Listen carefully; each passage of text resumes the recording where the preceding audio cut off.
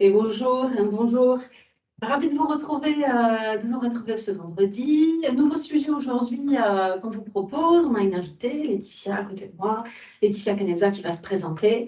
Le sujet du jour, je vois beaucoup de freelances qui parfois se demandent si il faudrait qu'ils déposent le nom de leur société ou la marque qu'ils veulent utiliser. Parfois, ils ont aussi l'idée de peut-être créer un produit après et le nom qu'ils ont donné à leur société sera peut-être celui du produit et ils se posent plein de questions autour de ça. Et le bon moment de se les poser, c'est le plus tôt possible. Et on a une spécialiste qui va nous accompagner. On va parler droit d'auteur, on va parler nom de domaine, on va parler de la marque, on va parler aussi de propriété intellectuelle et on va parler aussi de comment utiliser des images pour vos posts LinkedIn et des arnaques. On va terminer sur les arnaques qui peuvent être liées à ça. Et Laetitia va vous en parler. Donc moi, je suis Anne Rivière-Jérôme, je suis la fondatrice de Réseau.tech. Nous sommes un cabinet de recrutement et une agence de freelancing. Et on fait des webinaires toutes les semaines. Et Laetitia, qu'est-ce que tu fais? Bonjour déjà, merci pour l'invitation. Et qu'est-ce que je fais? Donc, je suis conseil en propriété industrielle, une profession un peu étrange, très peu connue. On est peu nombreux. On est une profession bicéphale puisqu'il y a des ingénieurs qui s'occupent de toute la partie technique, technologique et des brevets, en l'occurrence. Et l'autre moitié de la profession, donc de juriste, où là, donc je suis juriste en droit de la propriété intellectuelle et on s'occupe de tout ce qui est marque, dessins et modèles, contrats autour des créations générales, de l'innovation et droit d'auteur. Voilà.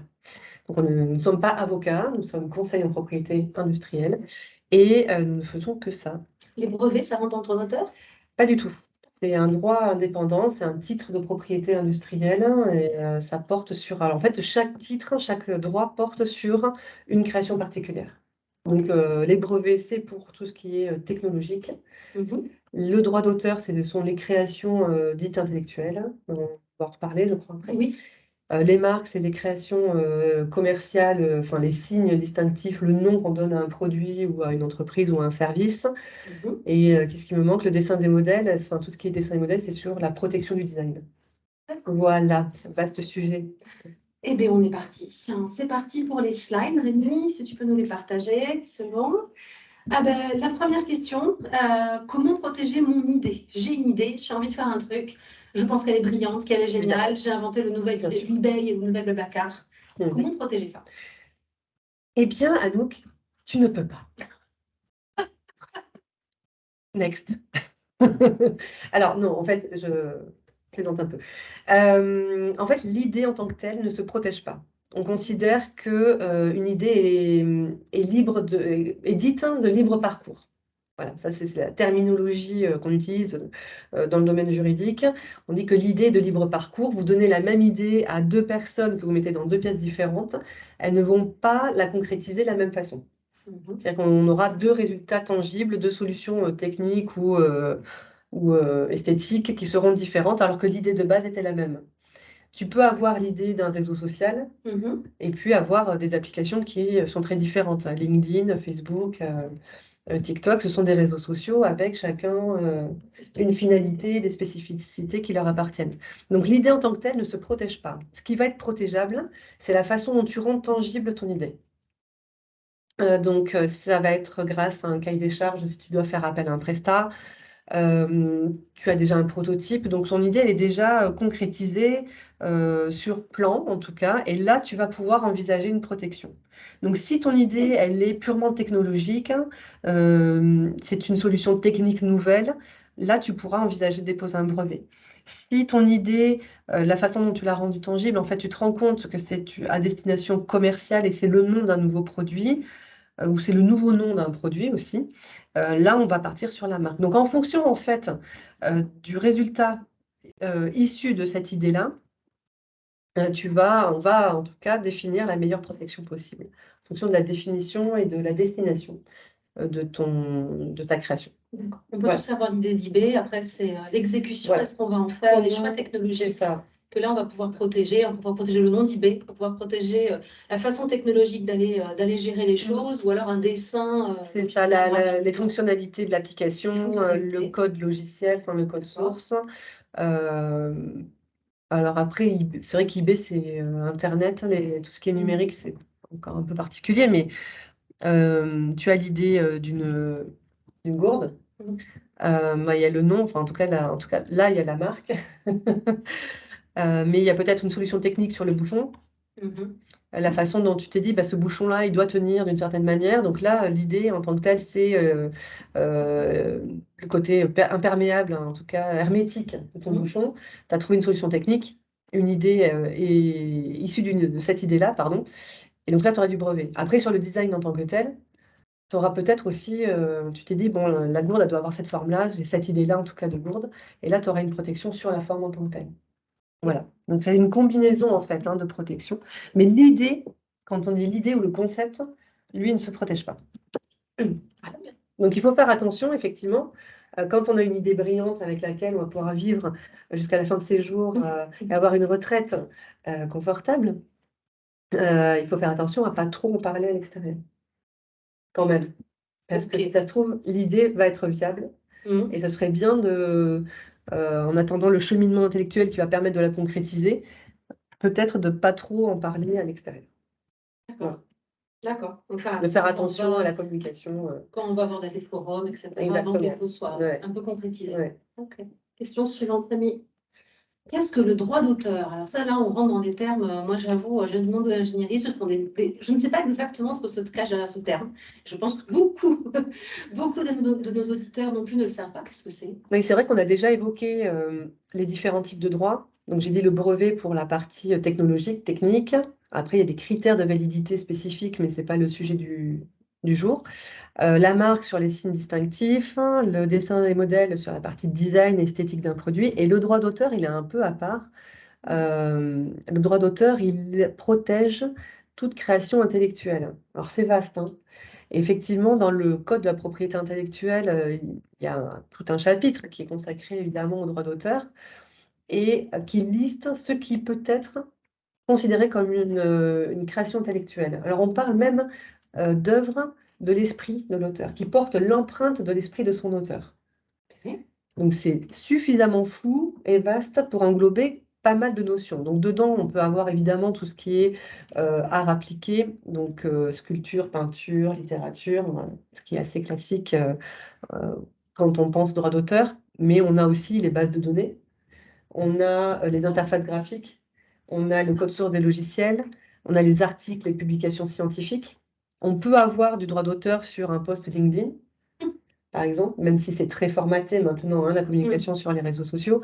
Mais à partir du moment où il y a une réflexion intellectuelle qui t'est propre, tu es protégé par droit d'auteur sur cette création-là. D'accord. Si par exemple, je fais des slides de formation sur un sujet spécifique. Tout à fait. Tu es protégé par droit d'auteur. Okay. La façon dont tu agences les informations dans ta présentation, dans ton support, sur ton support de formation, c'est une œuvre intellectuelle qui t'appartient à toi, c'est toi qui l'as créée, donc tu es protégé par droit d'auteur. Ok. On fait attention quand on dispense une formation pour la réutilisation en tout cas des Voilà, alors souvent on demande aux stagiaires de signer un engagement en amont de la formation par lequel ils s'engagent à ne pas réutiliser le support, à ne pas le modifier, à ne pas se l'approprier en fait, hein, sans l'accord du formateur d'origine. Ce qu'on peut mettre, c'est le petit symbole du C dans un cercle. Oui, tu vois, qu'on voit un peu partout. Voilà, qui signifie copyright, qui est le droit de copie, mais en fait qui est l'équipement. Bon, c'est un peu une erreur de langage, parce que c'est pas du droit d'auteur, c'est du droit américain en plus, donc c'est du droit de copie. Bon, bref, passons. Donc, on peut mettre quand même à titre informatif parce que c'est connu. Tu vois, je te parle du petit C dans un cercle, tu vois tout de suite. Oui, on va je fais référence. Donc, ça indique sur ton support de formation, tu mets le petit cercle avec le C à l'intérieur, réseau.tech, Anouk, voilà, on sait que c'est ton droit, enfin, c'est ta création et c'est identifié. Est-ce qu'il faut, par exemple, que je mette cette mention-là en bas de mon site web? Alors, oui, tu peux aussi le faire à partir du moment où le contenu du site web est issu de ta création. Donc les textes, les photos, les visuels, si c'est bien toi qui es à l'origine de la création, tu peux mettre effectivement cette mention-là, copyright, ou des mentions légales, mais je crois qu'on en parlera un peu plus tard. Donc voilà, le droit d'auteur, il protège les œuvres qui portent l'empreinte de l'esprit de leur auteur.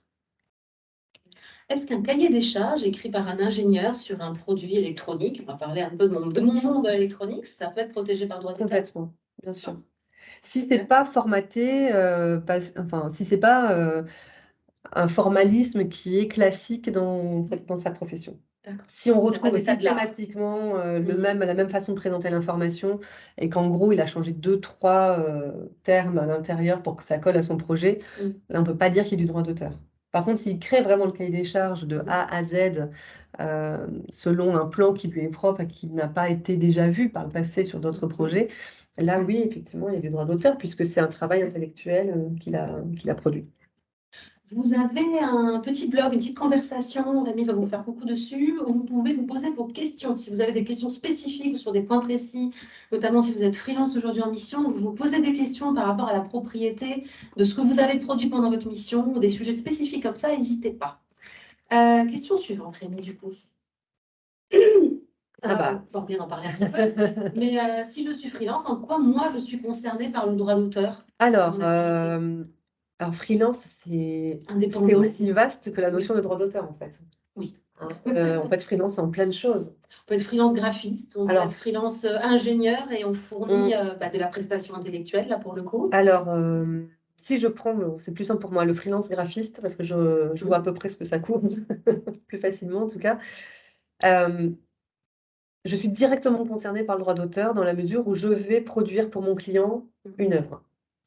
Donc, je vais produire un logo, par exemple, une charte graphique, une interface pour son site internet, par exemple. Et donc là, c'est moi qui crée, je suis l'auteur. Alors, le client, effectivement, m'a donné son cahier des charges. Il m'a dit, voilà, je veux ça, ça et ça. Mais néanmoins, je lui ai fait des propositions. C'est-à-dire qu'il m'a dit, bah, je veux un rouge corail comme fond de mon site internet, d'accord, mais je vais lui proposer des déclinaisons potentielles. Je vais peut-être faire des petits pictos pour animer son site internet et les différentes pages qui composent son site. Donc tout ça, ça m'appartient, c'est moi qui l'ai créé. La façon dont j'ai agencé. Donc même si j'ai été payée par mon client, je suis propriétaire des droits d'auteur. Si mon client décide de modifier ce que j'ai créé pour lui sans mon autorisation, il va être contrefacteur de mon droit d'auteur. Donc, en tant que professionnel, en tant que freelance, donc en tant que professionnel, je dois faire attention aux mentions contractuelles que je mets, notamment au moment du devis et sur la facture. Si vous êtes freelance et vous faites faire votre logo, moi quand j'ai créé Réseau.tech, j'ai fait faire mon logo par un Ouais. graphiste, ce logo lui appartient. Alors, il lui appartient, sauf, oui, alors il faudrait que tu vérifies sur la facture si, au moment de la remise des éléments, il Oui. t'a bien cédé les droits d'exploiter le logo. Je vais vérifier. Oui. Je vais pas poser ça. Bon, après, il y a toujours une marge de souplesse hein, quand même. C'est-à-dire qu'en tant que professionnel, il est censé créer des biens, enfin des créations. Enfin, il fait des créations pour ses clients, donc il ne doit pas les empêcher non plus d'exploiter ce qu'il a créé pour lui. Mais c'est le seul cas en matière de contrat en France où il faut impérativement un écrit. Un contrat peut être formé à l'oral entre deux personnes, sauf en matière de cession de droits d'auteur. Je vais reprendre un point particulier, par exemple sur les contrats pour les freelances dans la R&D. Souvent, je connais des freelances qui travaillent sans contrat avec des startups. Bon, quand ils travaillent avec nous, il y a un contrat, parce que nous, on a des contrats, on fait des contrats également avec les clients si les clients n'en ont pas. Et il y a un paragraphe, en tout cas autour de la propriété intellectuelle, qui explicite les choses. Voilà, qui dit quoi va appartenir à qui, parce que le freelance, il va créer effectivement des cahiers des charges, il va créer de l'électronique peut-être. Et ça, c'est spécifié. L'autre jour, on a eu une grosse question parce que le client a demandé à ce que la personne dispense une petite formation. Cette personne possédait des slides de formation et ne voulait pas en faire don. En fait, durant sa prestation, il a dit, je veux bien la dispenser, mais pas donner les slides, parce que c'est ma propriété. Donc, toi, tu confirmes, c'était sa propriété? Oui, bien sûr. Bien sûr. Donc, posez-vous cette question, si vous êtes freelance et qu'on vous demande de dispenser de la formation, que ces formations sont des slides qui sont votre propriété, que vous avez mis des années avec votre expérience à les fabriquer, ne les donnez pas comme ça a une vraie valeur. Et réfléchissez-y et regardez bien aussi la partie propriété intellectuelle. Bon, la plupart du temps, quand même, quand on travaille on participe à une innovation technique sur une carte électronique, les contrats des clients vont spécifier qu'ils récupèrent la propriété intellectuelle. Alors les factures. Là, c'est un peu différent. Je pense que là, on serait éventuellement plutôt sur du brevetable que sur du droit d'auteur. Oui. Sur la partie électronique, innovation techno. Hein, ouais. Là, on sera plutôt sur du brevetable et effectivement, c'est plutôt le client qui finance le projet, en fait, le porteur de projet qui a les droits au brevet. Et d'ailleurs, quand on est salarié aussi, je crois. Quand on est salarié, est-ce que nos brevets ils appartiennent à l'entreprise? Alors, quand on est salarié, Waouh, on va Ah oui. beaucoup plus loin que Ah le oui. programme prévu. Mais on peut parler des droits de salariés sur les inventions technologiques, hein, Ouais. enfin, Ça peut être une question. on a Enfin du oui, temps ou ils pas? peuvent être intéressants. Alors, quand on participe à une innovation technologique, à une solution technique nouvelle brevetable, effectivement, le droit prévoit 3 statuts pour le salarié. En fait, il y a l'invention de salarié. Dans le cadre de sa mission, en fait, il est recruté pour inventer. Et là, l'invention appartient automatiquement à l'employeur. Il y a l'invention de mission, non, pardon, l'invention de salarié hors mission. Donc là, c'est par exemple le salarié du service marketing.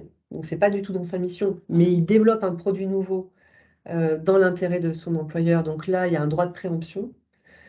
Et il y a l'invention de salarié hors mission non attribuable. Donc là, c'est le salarié service marketing qui, le week-end, donc hors de ses heures de travail Ah, et sans le matériel de son entreprise, invente quelque chose. ça lui appartient du coup. Et ça lui appartient. Mais dans les 3 cas, il y a quand même une déclaration à faire auprès de l'employeur en disant, voilà, j'ai inventé ça. C'était pendant mes week-ends dans mon garage. Mm. Donc je considère que c'est une invention hors mission non attribuable. C'est très important si vous êtes ingénieur en R&D de Mm. poser ces problématiques, hein, parce qu'il y a peut-être des fonctions que vous allez développer sur votre temps libre, que vous pouvez peut-être réemployer chez votre employeur sur des produits que vous allez développer chez eux. En tout cas, il faut aborder le sujet Oui. et il faut tracer. Oui, alors les entreprises sont généralement assez bien informées là-dessus parce que ça couvre à la fois le droit de la propriété intellectuelle et le droit du travail. Donc pour tout ce qui est invention de salariés, généralement c'est prévu dans le contrat. Euh, bon, dans les grosses structures, en tout cas, c'est plutôt bien géré et anticipé. Mais c'est vrai qu'en fait, il y a des enjeux financiers puisqu'il y a une prime, voire une rémunération supplémentaire Oui, dans beaucoup qui d'entreprises, sont il y a- prévues en fait pour les inventions brevetables des salariés. Donc, si vous alors, avez des questions là-dessus, hein, ouais. vous pouvez les poser. Ce n'est pas le cas en matière de droit d'auteur, hein. Ah, Voilà, le droit c'est d'auteur, intéressant. non. Le droit d'auteur, il appartient à la personne physique qui a créé un logo, par exemple, Mhm. même s'il est salarié, ça lui appartient. Il est auteur, personne physique, le droit d'auteur lui appartient. Donc normalement, il devrait céder, faire une cession de droit d'auteur à son employeur, qui fera une cession des droits à son client. Mm. Ça, c'est pour les œuvres individuelles. Mais il n'y a pas forcément de rémunération supplémentaire dans ces cas-là. En tout cas, ce n'est pas prévu par le droit.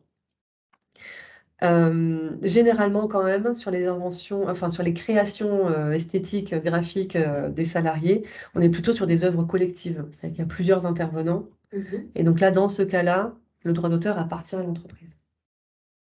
Voilà les subtilités juridiques. Question suivante, Rémi. Quelles sont les mentions contractuelles obligatoires? Alors, obligatoire, sur un site internet, par exemple, Mhm.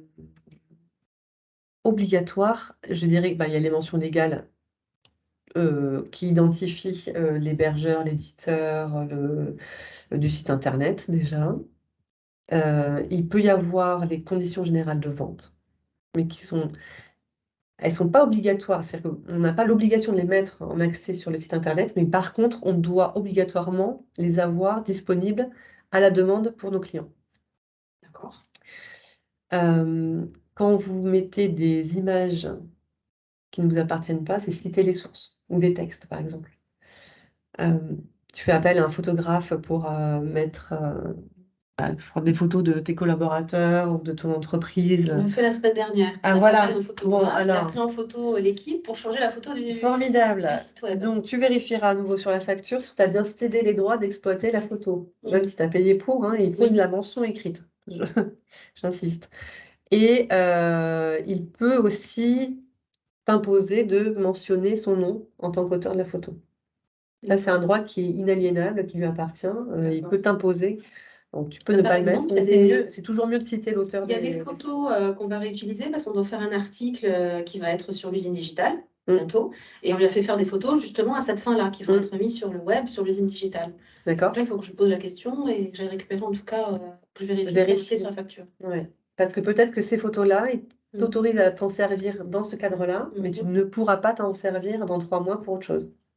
Si ne t'as pas... Voilà, c'est en fonction des termes de la session. Mais ça, normalement, ça se discute au moment du devis quand même. Bon, on l'avait discuté. On avait dit pourquoi on voulait utiliser les photos. D'accord. Pour nos Donc, profils il faut LinkedIn, vérifier.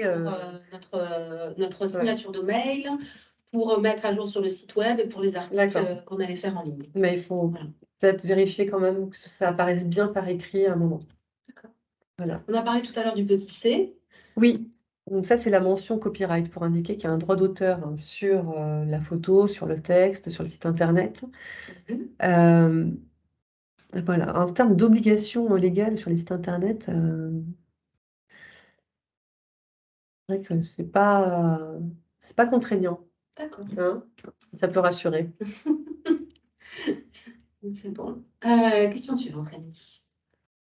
Qui du Ah, client ou moi a des droits sur les créations réalisées? C'est un peu la même question. On est voilà. sur des gens qui sont indépendants, qui font une activité pour quelqu'un d'autre, donc ils sont tout le temps en lien avec un client. Ce qu'ils fabriquent, c'est souvent une mission. Des fois, les missions sont plus ou moins bien décrites sur les contrats, ou des fois, il n'y a pas de contrat. Et c'est une question qu'on a souvent. Alors, ça va aussi dépendre, encore une fois, du type de création. Là, si on est sur des créations esthétiques, bon, bon, on est sur du droit d'auteur, par exemple, le droit appartient au créateur, Mm. personne physique. Donc, moi, en tant que freelance, c'est moi qui ai créé, donc ça m'appartient à moi. Même si, encore une fois, hein, Il n'y a pas d'argent. même si le client m'a Ouais. payé pour ma mission, je suis l'auteur de l'œuvre finale. Donc, je suis bénéficiaire de la protection par droit d'auteur. Euh, donc, il faut cette mention écrite de cession des droits pour que le client puisse exploiter sereinement la création que j'ai faite pour lui, sous les conditions que je lui ai imposées. Sur les créations ou les inventions, alors sur les cahiers des charges par exemple, c'est ce que tu me disais, hein, Oui, tout à que les l'heure. freelances pouvaient être amenés Oui, à... ils écrivent des cahiers des charges Voilà. ou des documents de justification. Mm. Ils écrivent énormément de documentation en général autour de leur fameuse création, par exemple en électronique ou logiciel. Alors, bon, normalement c'est plutôt du cas par cas, mais Qui en écrivent aussi un théorie, manuel utilisateur, voilà, par ben alors exemple. là... c'est comme les règles de jeu ou les recettes de cuisine, la façon dont c'est rédigé, ça appartient à l'auteur, Mhm. donc le droit d'auteur lui appartient. Ok. Est-ce qu'on peut réclamer des choses? J'ai appris que celle qui avait fait la virgule de Nike, elle aura fait un procès des années après, parce qu'elle était payée 500 dollars pour avoir fait la virgule. Oui, mais parce qu'à l'époque, ils n'étaient pas connus. Ah, Donc c'est oui, c'est rétroactivement où en fait elle a dit attendez, vous m'aviez payé 150 dollars à l'époque pour la création de votre logo. Bon, c'est encore une fois du droit américain, hein, donc on ne peut pas forcément comparer les situations par rapport au droit français. Donc elle a demandé une réévaluation parce qu'il s'était considérablement enrichi et que c'était devenu vraiment l'élément parfaitement la fameuse virgule. distinctif de l'entreprise. Ce qui arrive, par exemple, je vais faire le rapprochement avec les inventions de salariés. Mhm. On peut avoir un salarié qui participe à une invention brevetable, qui est rémunéré, puisque c'est prévu par le droit, qui a une rémunération supplémentaire au moment du dépôt du brevet. Et au final, il se trouve que cette invention brevetée rapporte 90% du chiffre d'affaires de l'entreprise, Ah oui, sur 20 ans par exemple. oui. Bon, lui, il a Oui. touché 10 000 euros peut-être à l'époque. Donc oui, il y a en fait souvent, Il peut revenir c'est devant un les sujet impôts, c'est ça? d'actualité, mais Ouais. en gros, départ à la retraite, Oui, c'est il demande l'actualité. une petite réévaluation de Ah. sa Et rémunération il peut de gagner. 15 ans auparavant. Oui, oui, c'est arrivé, oui. D'accord. Oui, oui. D'accord. Donc, si on fait quelque chose et que finalement ça fait un gros boom et que ça rapporte Mais oui, énormément d'argent, mais c'est vrai que avant la retraite, pensez-y. Retournez vérifier et allez taper à la porte. c'est-à-dire qu'au départ, au moment où l'invention est brevetée, même l'entreprise n'est pas en capacité de se dire, ben, ça va nous faire notre business là sur les 20 prochaines années. C'est très compliqué parce que, ou Non, alors il faut être visionnaire. particulièrement visionnaire, voilà, exactement, pour savoir que ça va être le produit phare autour duquel va découler toute l'activité, les embauches, le déploiement à l'international. Donc effectivement, il y a eu cette rémunération et après, tout se tente hein, devant un tribunal en termes de réclamation, de réévaluation, qui ne tente rien à rien, j'ai envie de dire. Ok, merci. Je viens de se noter. Alors sinon, non, juste pour revenir sur le client, ce qui se fait quand même habituellement, c'est que à partir du moment où la facture est payée, on remet les éléments et le client fait, voilà, il est propriétaire du produit, c'est lui qui a. Alors, dans les contrats, effectivement, qu'on a, même que les clients nous proposent ou que nous on propose pour la partie freelancing, à partir du moment où les factures sont payées, la propriété intellectuelle est transmise Oui. de ce qu'a fait le freelance. Puisqu'en plus, on est souvent sur des prestations intellectuelles. Mm. Donc, le freelance a vraiment été payé pour des prestations intellectuelles Oui. et quelque part pour générer de la propriété intellectuelle. Mais à ce moment-là, il faut quand même la mention cession des droits. On ne peut pas, alors s'il y a quelque chose d'important peut-être sur la partie contrat que tu évoquais tout à l'heure, c'est qu'on ne peut pas céder des droits sur une création qui n'est pas encore faite. Mhm. C'est-à-dire qu'au moment de la contractualisation de la mission, Oui. tu peux prévoir qu'en cas de création par le salarié, enfin par le freelance, Mhm. euh, il y aura une session qui sera organisée a posteriori. Oui. Mais tu ne peux pas dire dès le contrat, en amont même de la mission, que toute création appartiendra automatiquement à l'employé, au client. D'accord. Il n'y a pas de cession des droits d'auteur sur les œuvres futures. Donc ça Fantastique. s'organise a posteriori, une fois que l'œuvre est réalisée, en fait. Ok. Merci. C'est pas impressionnant. Je vais revérifier les contrats. Et là, ça s'embrouille petit à petit. Question suivante, Fanny. Ah oui, alors là oui, ça c'est souvent une question quand même qu'on se pose, et puis ça va nous faire un peu un lien avec les arnaques, hein, parce que j'ai lu des posts de gens qui utilisaient des images issues d'Internet. Des fois, ils les utilisent pour faire des posts LinkedIn, des fois, ils les utilisent pour faire les slides qu'ils vont diffuser à leurs clients, pour un support commercial. Des fois, ils les utilisent sur leur CV aussi. Donc, ils peuvent utiliser des images issues d'Internet et on va parler aussi un peu plus spécifiquement. Des fois, il y a des freelances qui font une sorte de book où ils documentent la photo des cartes électroniques qu'ils ont, sur lesquelles ils ont travaillé ou d'équipements sur lesquels ils ont travaillé. Donc là, toute la question est autour de une image issue d'Internet ou si je mets sur mon CV les photos des cartes D'accord. électroniques que j'ai réalisées pour un client. Alors, ce n'est pas parce que c'est sur Internet que c'est libre de droit. Déjà. J'ai l'impression de défoncer une porte ouverte, mais il y a des droits sur Internet. Donc, quand on prend une image issue d'Internet qui n'est pas d'une base de données image, par exemple, Mhm. il y a forcément derrière quelqu'un à qui la photo ou le dessin appartient. C'est sûr. Donc, il faut l'autorisation de l'auteur de l'image pour s'en servir. Donc, il faut réussir à retrouver l'auteur, hein. Par contre, c'est pas évident. Et si on ne retrouve pas l'auteur, on ne s'en sert pas. Si on n'a pas l'autorisation, on ne s'en sert pas. C'est comme ça. Okay. En théorie, hein, Oui. si on s'en tient vraiment. Après, je sais qu'on peut faire une recherche sur Google d'images libres de droit. Il y a une fonctionnalité. Et puis, il y a des notions, effectivement. Je prends Wikipédia, par exemple, qui utilise des images pour les portraits, par exemple, de personnes connues ou pas. Et généralement, ils utilisent ce qu'on appelle des images qui sont en copyleft. C'est-à-dire que l'auteur autorise l'exploitation de son image tant que ce n'est pas à des visées commerciales, par exemple.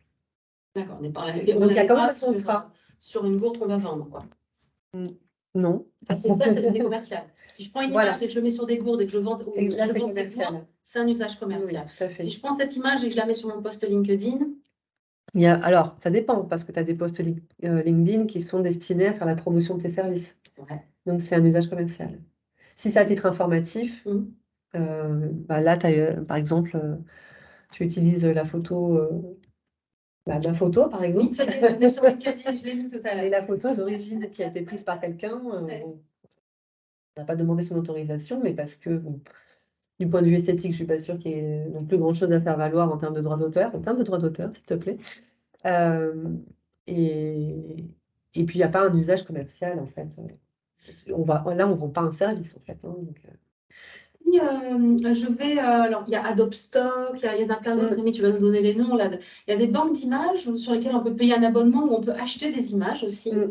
Alors effectivement, il y a deux types de licences. C'est ça, exactement. Est-ce que ça, si je fais ça, que j'achète mes images et que ces images, je les mets sur mon site web, je suis tranquille? Oui, c'est la solution idéale en fait. Oui. Mais il faut toujours faire attention au contrat de licence justement. Il y a deux contrats sur c'est Adobe ça. Stock par exemple. Donc là, généralement, il y a là aussi la notion d'usage commercial ou pas. Mhm. Si tu utilises, enfin, il y a plusieurs banques d'images disponibles, donc elles n'ont pas toutes les mêmes conditions de Oui, vente. il y a Unsplash qui est quasi gratuite aussi. Ouais. Donc généralement, si vous voulez vous en servir à titre sur un blog ou n'importe quoi, il n'y a pas de souci. Voilà, c'est l'abonnement minimal. Bon. Mais si vous comptez effectivement mettre sur votre produit fini et commercialiser le produit, là, ce ne sera pas le même prix. D'accord. Donc, il faut respecter, en fait. Il faut respecter. J'ai lu quelqu'un qui a fait un post il n'y a pas longtemps qui dit qu'il a reçu des lettres d'avocat parce qu'il avait utilisé des images sur des posts LinkedIn. Et il a eu préféré. Très très peur. Alors, je pensais qu'on en parlerait à la fin sur les arnaques. Sur les arnaques, mais je veux bien qu'on en parle maintenant. Tu veux qu'on en parle maintenant? Alors oui, il y a des sociétés qui se sont spécialisées là-dedans. La plus connue, je crois qu'aujourd'hui, c'est PicRights. PicRights. Ouais.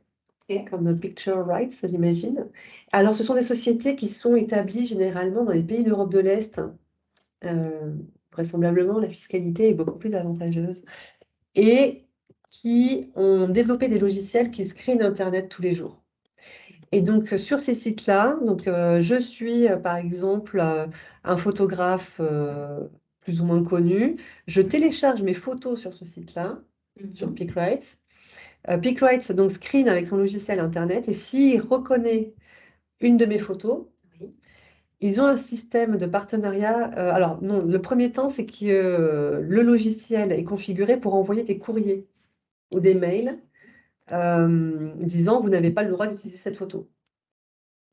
Si on ne répond pas, ils peuvent passer à l'étape supérieure, c'est-à-dire qu'ils ont des partenariats avec des cabinets d'avocats, à peu près dans tous les pays du monde. Et c'est le cabinet d'avocats qui va prendre le relais et envoyer une lettre de mise en demeure en disant vous utilisez cette photo sans l'autorisation de son auteur, vous nous devez 4 500 €. C'est exactement ce qui est arrivé à quelqu'un d'assez connu, hein, qui publie beaucoup, un coach de commerciaux, et il a reçu ce courrier-là. D'ailleurs, il a payé. Est-ce qu'il aurait dû payer? Alors, moi j'ai envie de dire non, pour plusieurs raisons. C'est que, comment est justifié le montant de la redevance qui est demandée? C'était sur le Déjà, courrier, il y avait ce n'est pas des dommages et intérêts, là, ils demandent une redevance de licence. Comment ça se justifie? 2, est-ce qu'il y a un vrai droit d'auteur qui justifie une protection de l'image?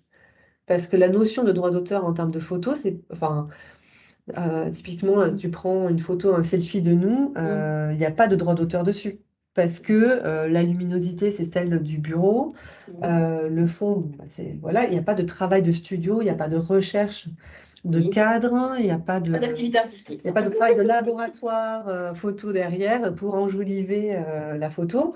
Donc, à mon sens, il n'y a pas de droit d'auteur systématiquement sur la moindre photo qu'on prend tous avec nos portables et qu'on diffuse ensuite sur Internet, hein. Et la troisième chose, c'est que ça confine limite quand même, ça met une pression en fait sur la personne qui reçoit le message, la lettre, disant faut payer maintenant, et en plus ils relancent derrière en disant attention, ça va augmenter. Donc quelque part, il y a une pression qui est mise.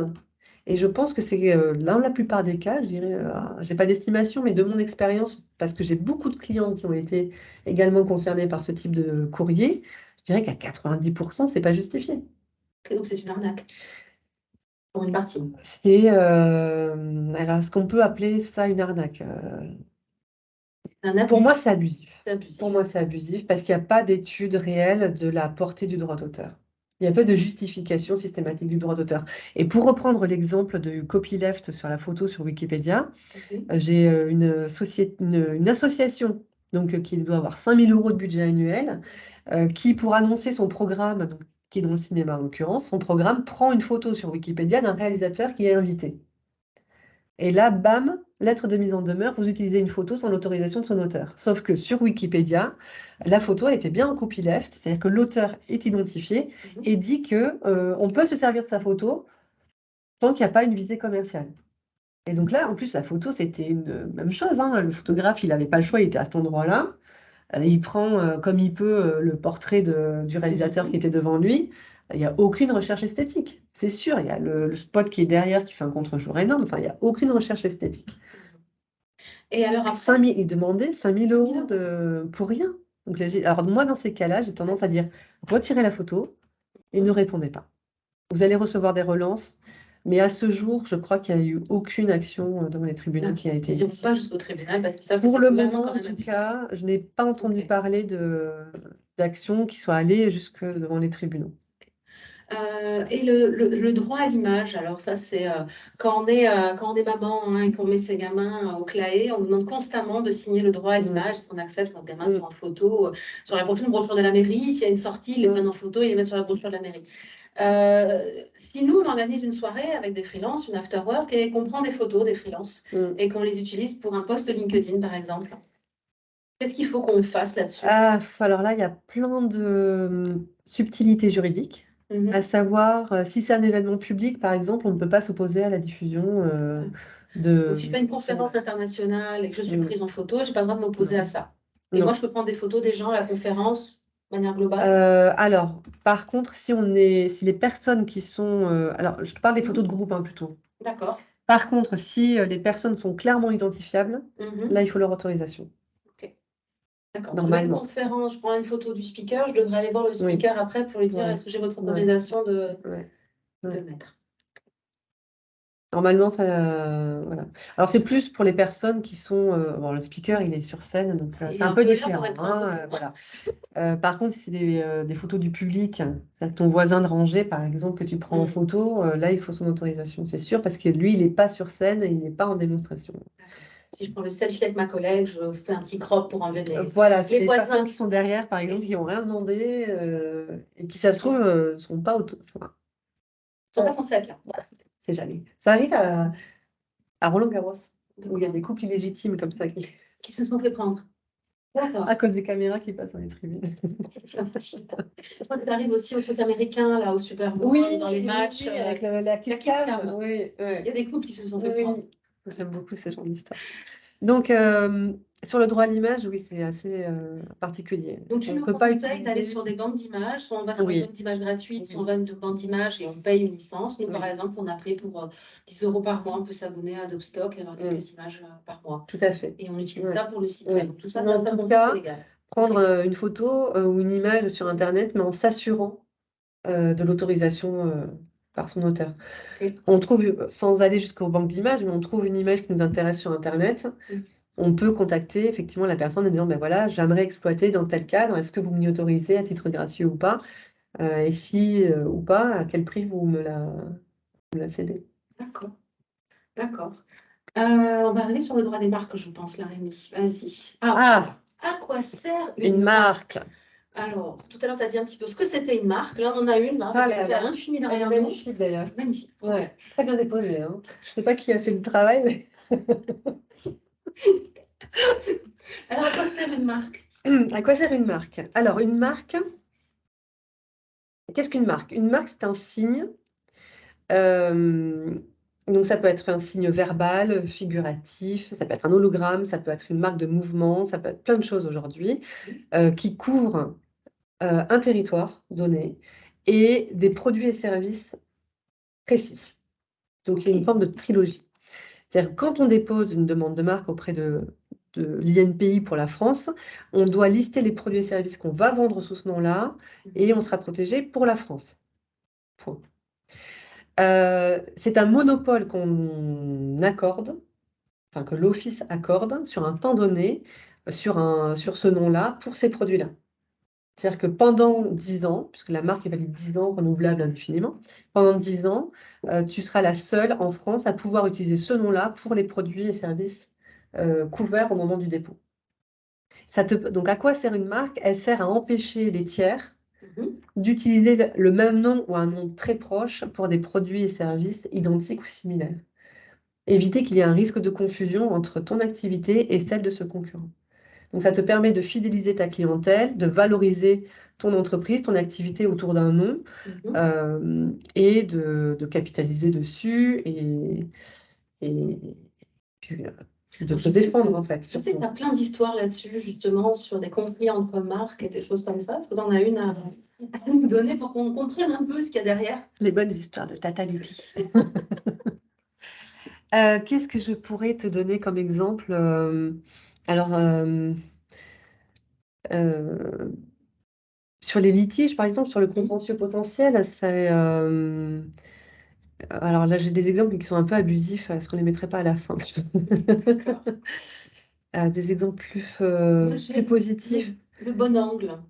Ah, le bon angle, le bon coin. Oui, Voilà, par exemple. Le Bon Coin qui a fait un procès à un Ouais. journaliste qui a fait une gazette, un truc comme ça, qui s'appelle Le Bon Angle à Bordeaux. Parce qu'il devait y avoir des annonces publicitaires dedans. Donc, Le Bon Coin a déposé sa marque, effectivement, pour tout ce qui est promotion de produits pour des tiers, puisque c'est ce que fait Le Bon Coin, hein. Il héberge des sites, des annonces pour la vente de produits pour des tiers. Et j'imagine que Le Bon Angle, il y avait forcément un lien Et il pour va le y avoir des journaliste de publicités. faire une référence, Ouais, proposer des annonces publicitaires. d'accord. Et donc, il y a un risque de confusion. Le bon coin, le bon angle, conceptuellement, c'est identique. Phonétiquement, ça se rapproche. Donc, il y a confusion pour le consommateur final. Il y avait un exemple qui a fait la une des journaux sur Pitch. les brioches pitch de chez Pasquier. Mhm. Et le pitch, c'est aussi le petit exercice de présentation des projets Oui. pour les Comme startups. les startups. Et donc, il y a beaucoup d'entreprises qui ont créé des produits sous un nom reprenant pitch. Par exemple, des serious games, tu vois, Oui. des jeux de société autour pour les chefs d'entreprise, les créateurs d'entreprise, avec pitch dedans. Et systématiquement, Pasquier envoyait des lettres de mise en demeure en disant non, vous ne pouvez pas utiliser le terme pitch. Qui est notre brioche. Qui est notre... Alors, voilà, c'est que Pasquier avait déposé pour autre chose que des brioches. En l'occurrence, pour tout ce qui était gestion des affaires commerciales. Je ne sais pas pourquoi, je n'ai pas creusé le sujet. Et donc, blocage total du terme pitch par Pasquier, même pour des marques sans lien avec la pâtisserie. Donc, ils avaient le droit. Alors, moi, je pense que ça aurait valu le coup, mais comme il s'en prenait qu'à des petites entreprises fraîchement créées et qui n'ont pas voulu aller au conflit, je pense que ça se discutait, en fait, hein, la légitimité de Pasquier d'attaquer pour ces services-là. Parce que pitch, c'est devenu un terme courant quand même dans le langage aujourd'hui, même en France, pour décrire cet exercice de présentation très spécifique, là, en quelques secondes, d'un projet. On avait parlé ensemble de Adopt un quelque chose. Parce Oui, qu'en c'est France, vrai. il y a Adopt un mec. Aux États-Unis, il y a Adopt a Guy, qui est en Ouais. fait la société qui appartient à Adopt un mec. Et aujourd'hui, il y a plein de trucs là qui font Adopt un stagiaire, Adopt un poil, j'ai vu. On peut adopter plein de trucs. Et en fait, je voulais que tu nous parles aussi du distinguo entre déposer une marque et quand même avoir un procès à la clé. Oui, alors il y a vraiment on peut exploiter un nom commercial sans déposer la marque avant. C'est-à-dire qu'il n'y a pas d'obligation légale. Quand on crée son entreprise, vous n'avez pas l'obligation de déposer votre marque là tout de suite dans les jours qui viennent, au moment de l'immatriculation de l'entreprise, par exemple. Et donc, vous pouvez être contrefacteur de marque uniquement en exploitant un nom qui est protégé par marque, par un tiers. Et tu m'avais dit qu'Adopt a Guy faisait des procès à tous les adoptants. Oui, c'est vrai qu'on avait fait cette étude-là, ouais, à l'époque. On avait réfléchi à Adopt un mec. C'est pas possible. Voilà. Mais au moins, avant d'utiliser le nom et de le mettre sur Internet, etc., j'ai demandé conseil à un Voilà, ça c'est professionnel un bon réflexe. qui m'a expliqué que je pouvais avoir un procès, et un sacré procès qu'ils allaient gagner d'Adopt a Guy. C'est la contrefaçon, en fait. Mais quand ils envoient le premier courrier, il faut commencer à payer déjà ou faut Non, non, arrêter non, d'utiliser? non. Alors, Si par exemple, j'avais lancé Adopt un Tech, écoute, et que moi, je recevais un courrier. ça fait 20 ans hein, que je suis dans la profession maintenant. Je pense que j'ai pas mené bon, allez, si peut-être une ou deux actions judiciaires quoi, devant un tribunal. C'est que généralement, on négocie le plus en amont possible. D'accord. Mais on doit payer quand même. Non, pas forcément.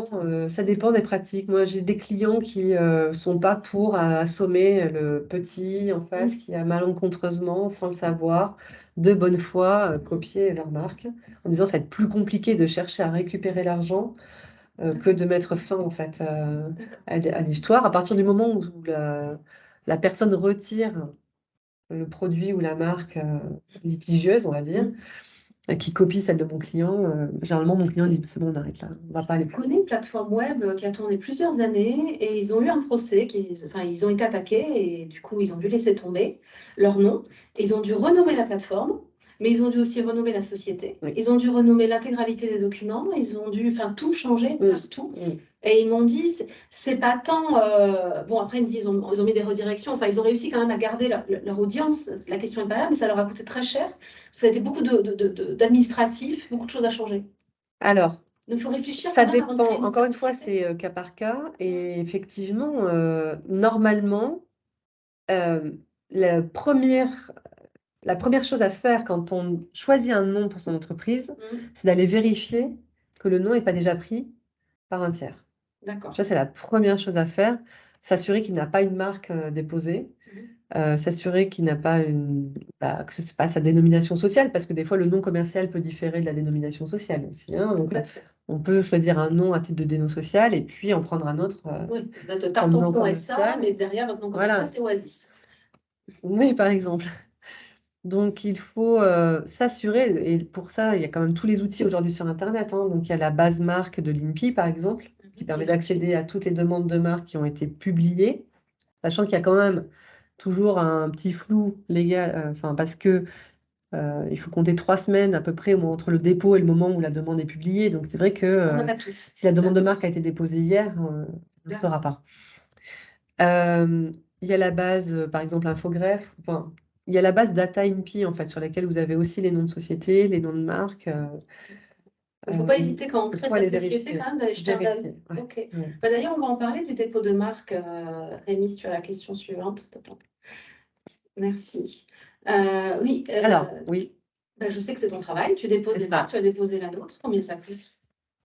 Alors, combien ça coûte? Une marque en France, hein, on va prendre l'exemple français.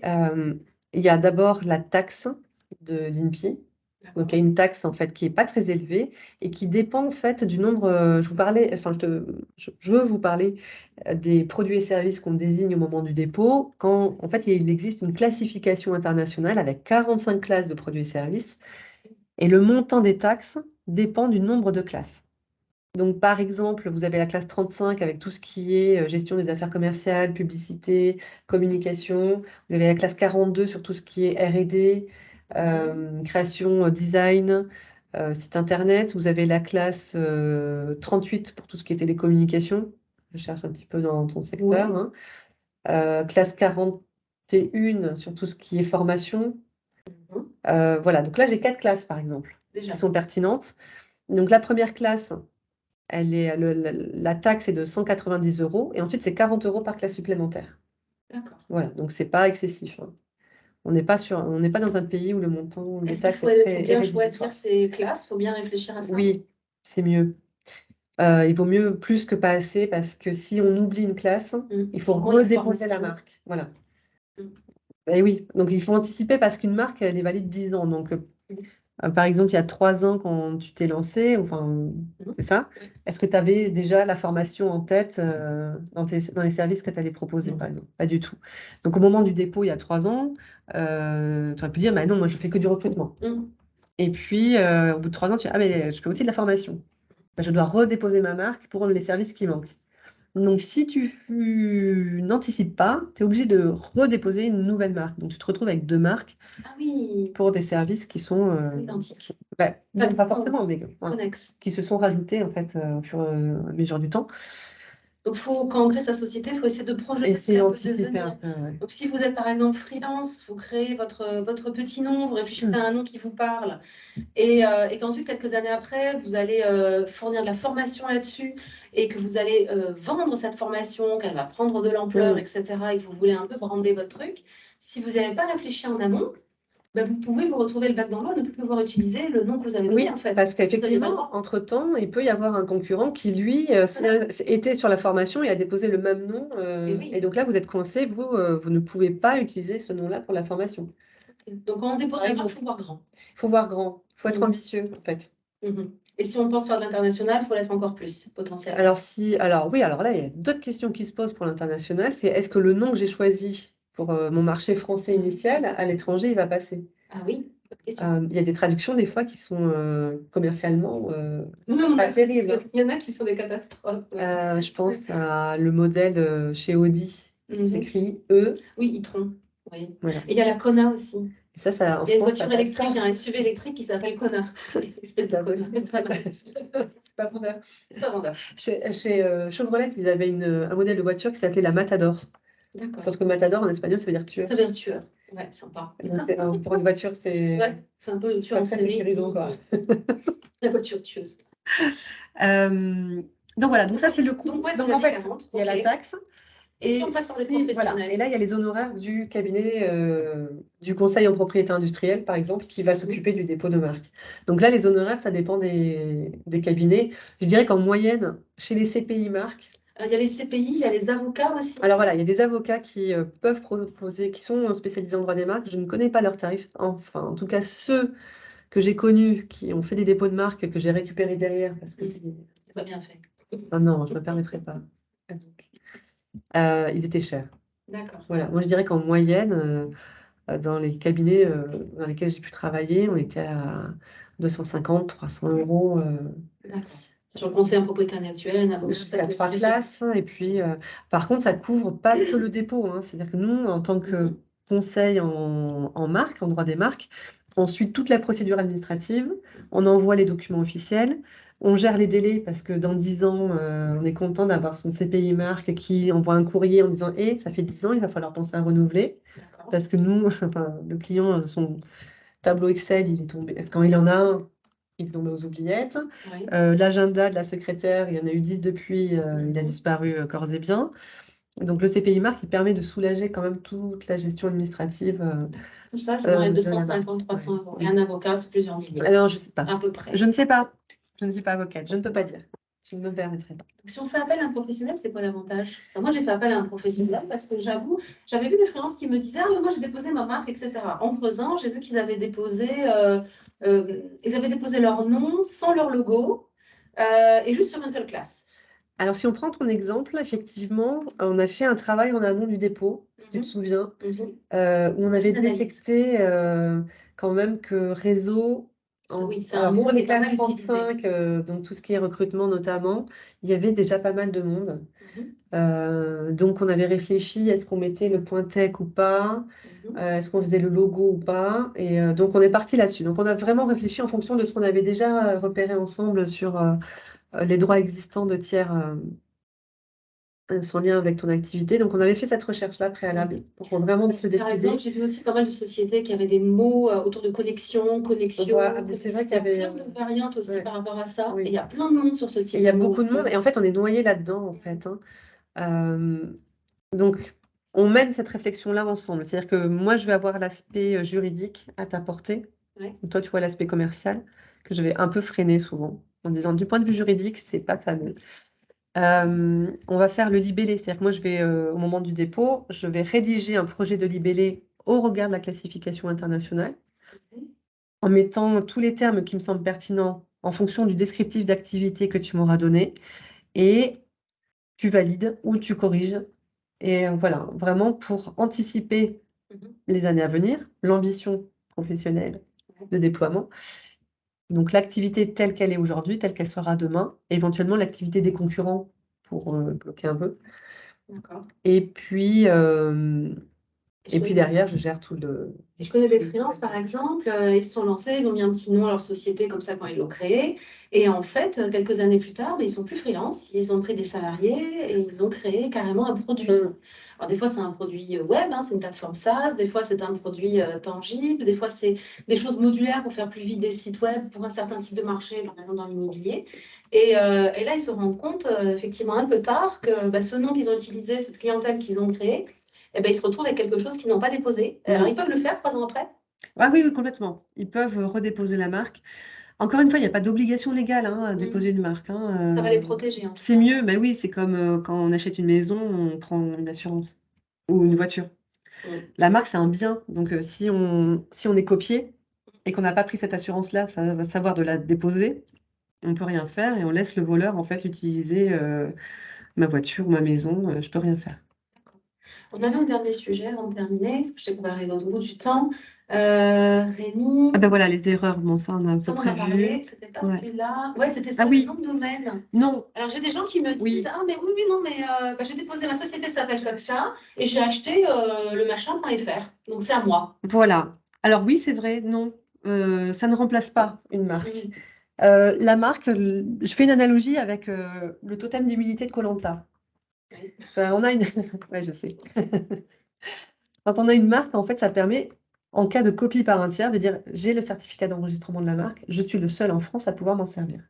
Le nom de domaine, aujourd'hui, il y a je ne sais pas combien de milliers d'extensions disponibles. Oui. Donc, il y a 15 ans, il y avait que le .com, le .fr, le .net, le .biz, le .org. Oui. Donc, on va dire il y avait 10 extensions disponibles pour les noms de domaine. Donc, c'était facile de se constituer un portefeuille de noms de domaine exhaustif pour empêcher les tiers de réserver les mêmes noms. Aujourd'hui, c'est impossible. Et le nom de domaine, en fait, c'est l'enseigne numérique d'une entreprise. Mais en gros, c'est un temps de location qu'on vous donne sur Internet. Oui. Donc, le nom de domaine, il faut le renouveler tous les ans. Oui. La marque, c'est 10 ans. Et surtout, ce n'est pas un titre de propriété industrielle. C'est-à-dire que vous n'êtes pas propriétaire de ce temps de location qu'on vous donne sur Internet. Donc, j'en sais rien, vous faites une boîte qui s'appelle, vous faites un site web qui s'appelle cosmos.com, le nom de votre société c'est Cosmos ou cosmos.com. Vous n'avez pas déposé la marque ni rien, quelqu'un d'autre peut peut appeler son entreprise Oui. cosmos.com et vendre des services. Bon, ils n'auront pas le nom de domaine parce que c'est vous qui l'avez, mais ils peuvent Sauf faire si. cosmos.net, Ah oui, voilà, cosmos.io, Cosmos, trait d'union, France. sa.com. Il y a plein de déclinaisons possibles aujourd'hui. Donc, le cybersquatting, c'est toujours très facile à faire. Donc, le nom de domaine, voilà, il vous donne un temps d'accès, une page dédiée sur Internet, un accès, voilà, un espace numérique, mais il ne vous donne pas des droits Ouais. sur le nom. Alors, c'est un peu en train d'évoluer. Donc, aujourd'hui, par exemple, euh, si je dépose une demande de marque, Mhm. qui porte atteinte, a priori, à un de mes concurrents qui n'a pas de marque, mais qui a son nom de domaine, qui est antérieur à ma marque, et éventuellement, il va pouvoir intenter une action sur la base de son nom de domaine. Mais il va falloir qu'il sorte les rames pour trouver les arguments suffisamment solides en termes d'exploitation commerciale, en termes de notoriété en France de son site internet. Ok. Donc, c'est pas évident. Voilà. C'est pour ça que l'avantage de la marque, c'est juste de dire, et j'ai les certificats d'enregistrement, la marque est à moi, tu ne peux pas t'en servir. Et ça, je vous invite à le faire et à réfléchir à ces problématiques. On crée la société, le nom de domaine, la marque, parce qu'en fait, vous utilisez des images sur Internet, on pense que ça n'arrive qu'aux autres, c'est absolument pas vrai. Je connais plein de sociétés. Encore une fois, ces gens qui ont dû entièrement changer le nom de leur plateforme, etc. Ce sont des choses aujourd'hui qui arrivent souvent et qui concernent beaucoup aussi de jeunes sociétés qui sont un peu fragiles et qui sont vite attaquables sur ce type de sujet. Il y a un point de vigilance quand même aussi à avoir, c'est que le nom de domaine, on peut réserver n'importe quoi. Oui, c'est vrai. Si je vends des micros, je peux déposer microphone.com.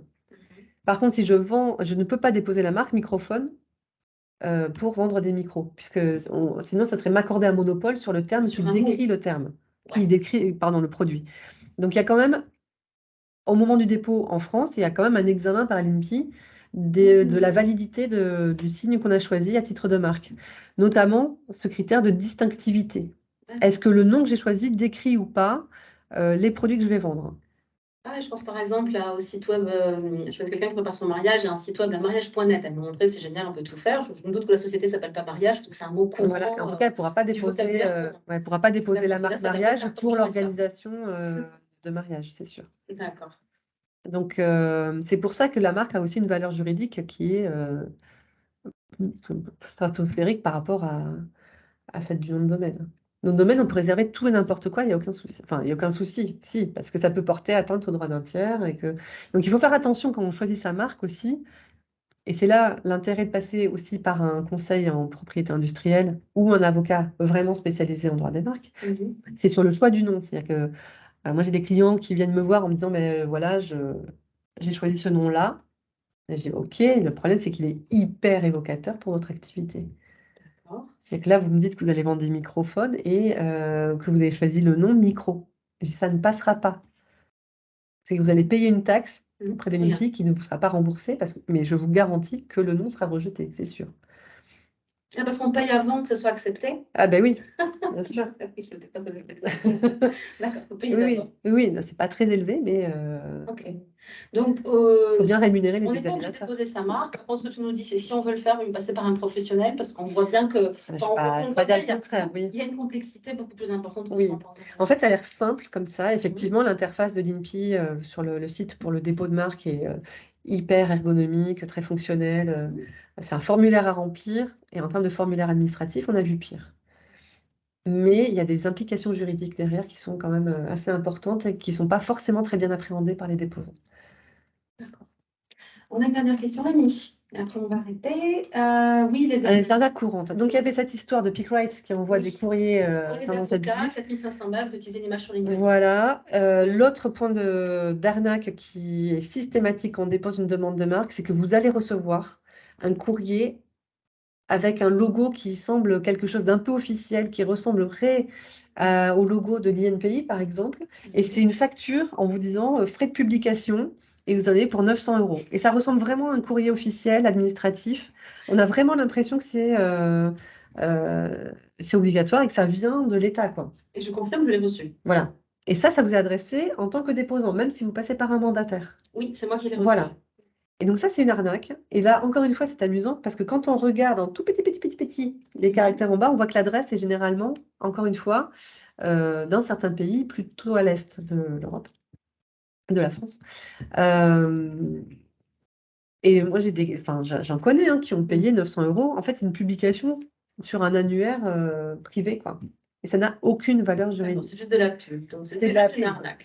Enfin, moi, j'appelle ça une arnaque. Là, pour le coup, j'appelle ça vraiment une arnaque parce qu'ils font tout pour faire croire que c'est. Comme quand on crée sa société, dès qu'on est déposé au greffe, on reçoit un courrier avec un truc bleu, blanc, rouge Mais en haut oui, à gauche. alors ça aussi, j'ai découvert ça. Ma fille s'est déposée auto-entrepreneur pour aller faire des petites activités créatives et elle reçoit ça, elle me dit qu'est-ce que je dois payer, etc. Il y a un affichage obligatoire, l'affichage obligatoire aussi Ouais, qu'on reçoit. c'est ça. Vous payez C'est ça. 250 € un panneau. Hein. Et en fait, c'est des annuaires privés, quoi. Ouais. Mais que personne ne peut consulter, puisque dans la réalité, il n'existe pas ces annuaires. Ouais, donc soyez vigilants aussi quand vous installez freelance, vous créez votre SASU, vous allez recevoir très rapidement, ou vous êtes micro-entrepreneur, vous allez recevoir très rapidement ces types de courriers, l'affichage obligatoire. Et alors, on ne peut pas les taguer parce qu'ils changent de nom tout le temps. Oui. Et les noms des sociétés sont à chaque fois. Moi, quand j'ai déposé ma société, quand ma fille a créé sa micro, c'était pas le même. Et un ami a créé sa micro récemment, pareil, c'était pas les mêmes. Mais ils sont plusieurs. Hein. Ah ouais, en Ils plus. sont plusieurs. C'est pas une société qui change de nom, c'est qu'il y en a plusieurs. Donc, soyez vigilants, regardez bien les documents. Si vous avez un comptable, si vous avez un du conseil, bah, demandez-le. Voilà. Et sinon, posez-vous bien la question. Et si vous... Voilà. Et normalement, les courriers officiels ne passent que par votre mandataire. Donc, le conseil en propriété industrielle, enfin, celui qui a fait le dépôt pour vous, en fait, c'est lui qui va recevoir les vrais documents officiels et qui va vous les transmettre. Et il y a ça, et il y a les mêmes choses, alors ça revient en force, des cabinets chinois qui contactent des déposants de marque en France ou des titulaires de marque en leur disant, voilà, j'ai un client qui veut absolument réserver le nom de domaine réseautech.cn, .com.cn, .jp, .asia, etc. Mais j'ai une conscience professionnelle, donc j'ai vérifié, je sais que vous êtes titulaire de la marque, donc je vous donne 24 heures pour me dire si vous voulez que je réserve les noms de domaine pour vous. Sauf qu'on n'a pas le prix et surtout, on ne sait pas si ce client supposé existe réellement. Et est-ce que tu as intérêt à avoir des noms de domaine en Chine? Oui. Non, on est d'accord. Et en fait, et là aussi, ça s'adresse directement aux déposants. Et donc moi, je signale systématiquement à mes clients, vous allez être sollicité. Si vous avez un doute, vous m'appelez. Et on en parle. Tu as des questions, Rémi? Sinon, on va clore. Allez. Merci beaucoup. Avec plaisir. On arrive à la fin. Merci d'être venu, d'avoir fait la route. Ah, vraiment? Pour Il faisait beau. présenter le prochain programme. Très rapidement, la semaine prochaine, on a un autre invité, on a Karim qui vient, qui est un mentor pour freelance. Et il va nous parler comment trouver des missions, marché caché. Très intéressant, toutes les façons dont vous allez trouver des missions quand vous vous lancez, mais aussi quand vous êtes freelance senior avec du concret. Il a beaucoup d'énergie, vraiment pas louper. Et la fois suivante, moi j'aime beaucoup, on a 2 freelances, peut-être 3 qui vont venir témoigner en live. Je dis peut-être 3 parce que je sais qu'on en a 2 qui sont très bavards, donc je vais peut-être pas en rajouter un troisième. Ils sont là par contre freelance depuis 5 à 10 ans et qui vont venir vous dire quelles sont leurs erreurs, donner leurs conseils, vous allez pouvoir poser des questions très concrètes. Et on vient de sortir avec Rémi le programme de mars et on va vous envoyer en même temps qu'à la fin, tous ceux qui étaient inscrits aujourd'hui, on va vous envoyer le lien pour les inscriptions des prochains sujets. Il y a plein de choses, il y a des choses maintenant autour de la création. Je commence freelance, je crée ma start-up. Vous allez voir, il y a de nouveaux sujets, des choses autour de Pôle emploi, des choses autour de la micro-entreprise. On aura pareil un super guest. Merci beaucoup, Laetitia. Avec plaisir.